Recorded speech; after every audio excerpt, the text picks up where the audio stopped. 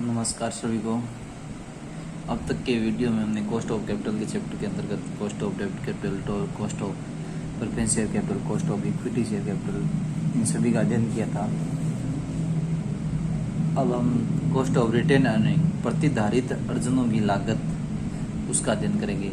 सबसे पहले प्रतिधारित अर्जन होती क्या है उसके बारे में जानते हैं। व्यवहार में प्रत्येक कंपनी अपनी समस्त कर पश्चात लाभों का वितरण लाभांश के रूप में न करके उसका कुछ भाग भविष्य हेतु व्यवसाय में रोक लेती है। कंपनी क्या करती है, लगभग नॉर्मली ये करती है कि जैसे आफ्टर टैक्स जो प्रॉफिट होते हैं उसको डिविडेंड के रूप में पे न करके कुछ उसका हिस्सा है वो अपने पास से रोक लेती है। वर्ष प्रतिवर्ष इस प्रकार रोकी गई राशि से कंपनी में पर्याप्त आंतरिक कोषों का निर्माण हो जाता है जिनकी कोई प्रत्यक्ष लागत नहीं चुकानी पड़ती। लगातार हर वर्ष इस तरह की राशि रोकी जाती है तो उससे क्या हो जाता है, एक इंटरनल फंड बन जाता है कंपनी में, और उसके फंड के लिए उस फंड जो रेज होता है बनता है उसके लिए कोई कॉस्ट नहीं चुकानी होती है बल्कि अवसर लागत होती है। उसकी क्या होती है, अपॉर्चुनिटी कॉस्ट होती है। अपॉर्चुनिटी कॉस्ट मतलब वो फंड अगर डिविडेंड के रूप में पे होता तो जो शेयर होल्डर हैं वो उसको कहीं दूसरी जगह इन्वेस्टमेंट करते तो उसका जो उनको जो रिटर्न मिलता तो वो क्या हो जाती है, इसके लिए अपॉर्चुनिटी कॉस्ट हो जाती है। अंशधारी प्रतिधारित अर्जन पर उतनी आय की आशा रखते हैं जितनी उसे इसके प्राप्त होने पर वैकल्पिक विनियोजन से प्राप्त होने वाली आय से वंचित रहना पड़ता है। शेयर होल्डर रिटेन अर्निंग जो प्रतिधारित अर्जन है उस पर उतनी आय की आशा रखते हैं जितनी उसे इसके प्राप्त होने पर, अगर मतलब वो उस रिटर्न की आशा रखते हैं कि अगर वो राशि अपने को प्राप्त होती तो उसको दूसरे किसी प्रोजेक्ट में या दूसरी जगह इन्वेस्ट करके उससे प्राप्त होने वाली आय जो उससे आय होती उसके बराबर इस कंपनी से वो क्या करते हैं, आशा रखते हैं। यह वंचित या त्यागी गई आय ही क्या कहलाती है, आपकी प्रतिधारित अर्जनों की लागत मतलब कॉस्ट ऑफ रिटेन अर्निंग कहलाती है। अब इसका आपको सूत्र दे रखा है, उससे पहले क्या हो जाता है, इसकी कॉस्ट निकालने से पहले उसमें कुछ समायोजन भी करने पड़ते हैं, उसको एडजस्टमेंट भी करने पड़ते हैं। जैसे सबसे पहले आ गया आपका आयकर हेतु समायोजन। आयकर के लिए समायोजन करना पड़ता है क्योंकि जो लाभांश कंपनी ने रोका है अगर उसको कंपनी पेड करती, जो कंपनी ने लाभांश हर वर्ष रोकती है अगर उसको शेयर होल्डर को पेड करती तो शेयर होल्डर को उसके बदले में इनकम टैक्स देना पड़ता, पर्सनल इनकम टैक्स, क्योंकि वो उसकी आय हो गई तो उसको क्या करना पड़ता था, पर्सनल इनकम टैक्स देना पड़ता था। तो अब वो उसको पर्सनल इनकम टैक्स नहीं देना होगा तो वो क्या हो जाएगी, एक प्रकार से उसको एडजस्ट करनी होगी। दूसरा क्या हो गया कि जैसे कोई कंपनी है वो शेयरों पे ज़्यादा डिविडेंड पे करेगी, जैसे कंपनी कोई अपने लाभांश का वितरण करती है तो ज़्यादा पे होने से उसकी क्या होगी, मार्केट कैप में क्या हो जाएगी, मार्केट वैल्यू में क्या हो जाएगी, वृद्धि होगी। मार्केट कैपिटल है वो क्या हो जाएगी, बढ़ेगी। तो बढ़ेगी उससे क्या हो जाएगा, शेयर होल्डर है उसको क्या होगा, प्रॉफिट होगा। उस प्रॉफिट पे क्या होता है, कैपिटल गेन टैक्स है वो पेड करना होता है तो उसका भी क्या होना चाहिए, इसमें एडजस्ट करते हैं।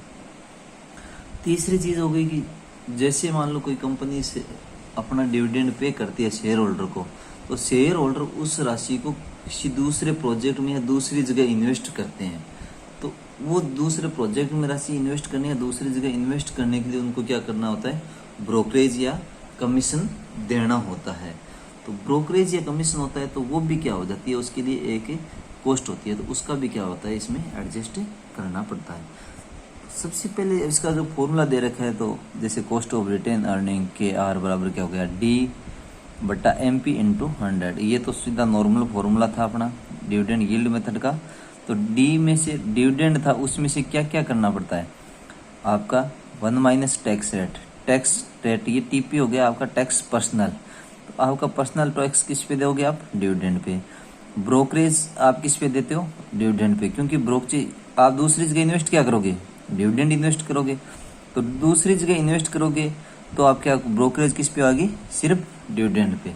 टैक्स रेट पर्सनल पर डिविडेंड पे ही क्यों होगी, क्योंकि आपको ये मिलेगा इनकम के रूप में आपको क्या मिलेगा, डिविडेंड, उस पर क्या करना पड़ेगा आपको, पर्सनल टैक्स पेड करना होता है। तो डिविडेंड के साथ समायोजन किसका होगा, टैक्स एट पर्सनल प्लस और ब्रोकरेज, इन दोनों का एडजस्ट किसके साथ होगा, डिविडेंड के साथ होगा।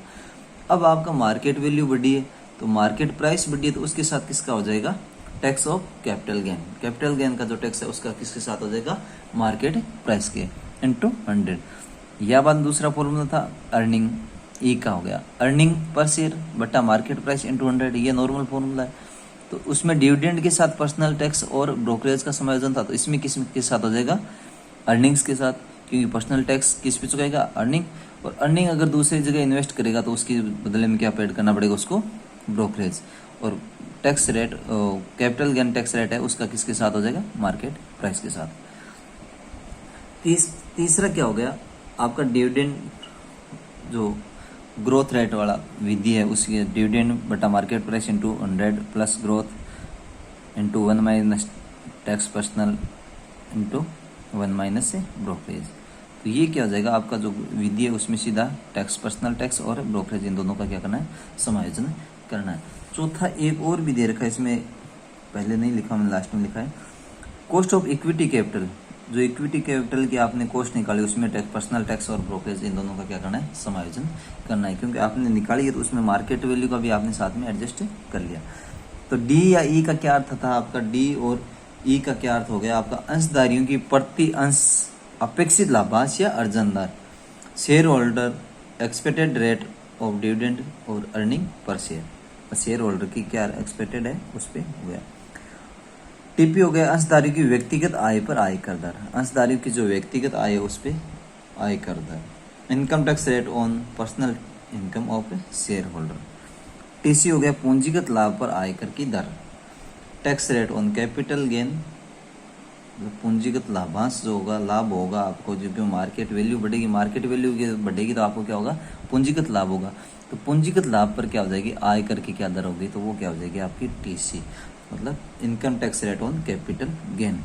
बी सामान्य क्या होता है, बी का अर्थ हो गया ब्रोकरेज, तो विनियोजन पर देय कमीशन या दलाली, अगर आप इसको दूसरी जगह इन्वेस्ट कर रहे हो तो उसके जो इन्वेस्ट पे उसकी क्या है कि कमीशन या ब्रोकरेज। तो क्या हो गया, commission and brokerage cost on invest. M P मतलब मार्केट प्राइस, प्रति अंश बाजार मूल्य मतलब हो गया मार्केट प्राइस, और जी का अर्थ हो गया ग्रोथ रेट। नेक्स्ट वीडियो में इसके जो एग्जाम्पल होंगे उनका क्या करेंगे, हम अध्ययन करेंगे।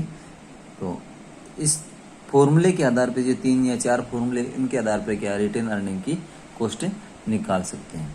धन्यवाद।